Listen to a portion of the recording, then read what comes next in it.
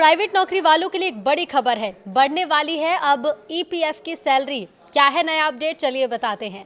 नमस्कार, न्यूज़ 18 का digital platform आप देख रहे हैं और मैं हूं रितु सिंह। सुप्रीम कोर्ट ने केंद्र सरकार को सैलरी लिमिट 15,000 से बढ़ाने पर 4 महीने में फैसला लेने का निर्देश दिया है। कोर्ट ने माना है कि बढ़ती महंगाई और न्यूनतम वेतन के बीच पुरानी सीमा बेमानी है। अगर सरकार ये बदलाव करती है तो लाखों कर्मचारियों की पेंशन और सोशल सिक्योरिटी का दायरा मजबूत होगा। तो अगर आप नौकरी पेशा हैं तो पिछले 1 दशक में आपने अपनी सैलरी, घर का किराया और बाजार के भाव सबको बढ़ते देखा होगा। लेकिन एक चीज़ है जो पिछले 11 सालों से टस से मस नहीं हुई है और वो है एम्प्लॉयड प्रोविडेंट फंड यानी कि ईपीएफओ। इसके लिए तय की गई सैलरी की सीमा।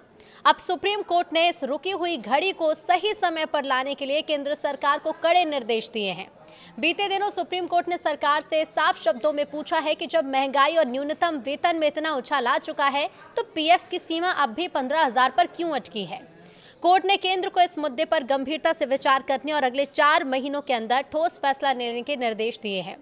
साल 2014 ये वो आखिरी साल था जब ईपीएफओ की वेज सीलिंग में बदलाव हुआ था। तब इसे 6,500 से बढ़ाकर 15,000 किया गया था। आज हम 2025-26 के दौर में हैं, लेकिन नियम वही पुराने। जनहित याचिका पर सुनवाई करते हुए कोर्ट ने इसी विसंगति पर उंगली उठाई है। दलील ये दी गई है कि आज के दौर में कई राज्य और सेक्टर्स में न्यूनतम वेतन ही 15,000 से ऊपर चला गया। ये एक अजीब विरोधाभास है कि सरकार द्वारा तय न्यूनतम वेतन पाने वाला कर्मचारी भी ईपीएफओ की अनिवार्य सीमा से बाहर हो जाता है। ईपीएफओ का मूल उद्देश्य रिटायरमेंट, पेंशन और बीमा जैसी सामाजिक सुरक्षा देना था, लेकिन ये सीमा अब सुरक्षा चक्र की बजाय एक बैरियर बन गई है।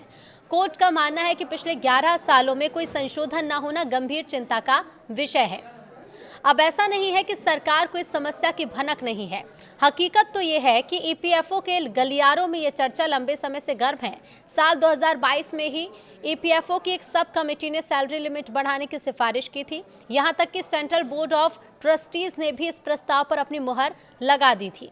इसके बावजूद फाइल आगे क्यों नहीं बढ़ी? तो कोर्ट ने याचिकाकर्ता को निर्देश दिए हैं कि वो 2 सप्ताह के भीतर सरकार को एक प्रेजेंटेशन सौंपे। इसके आधार पर सरकार को तय समय सीमा में अंतिम निर्णय लेना होगा। यानी जो फैसला ठंडे बस्ते में था उसे अब कोर्ट के आदेश के बाद फास्ट ट्रैक पर आना पड़ सकता है। अब ऐसे में सवाल यह है कि अगर सरकार कोर्ट की बात मान लेती है तो आपके लिए इसमें क्या बदलेगा। चर्चा है कि इस सीमा को बढ़ाकर 21,000 या 25,000 किया जा सकता है। इसे एक आसान गणित से समझिए। अभी ईपीएस में योगदान 15,000 की सीलिंग पर होता है। अगर ये सीमा बढ़ती है तो आपकी पेंशन का बेस मजबूत होगा।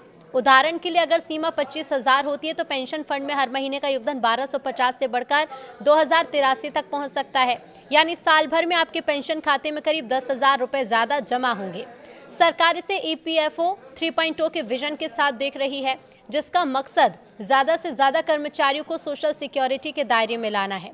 हालांकि इसका दूसरा पहलू ये भी है कि कंपनियों पर आर्थिक बोझ बढ़ेगा, क्योंकि पेंशन का योगदान उन्हें ही देना होता है।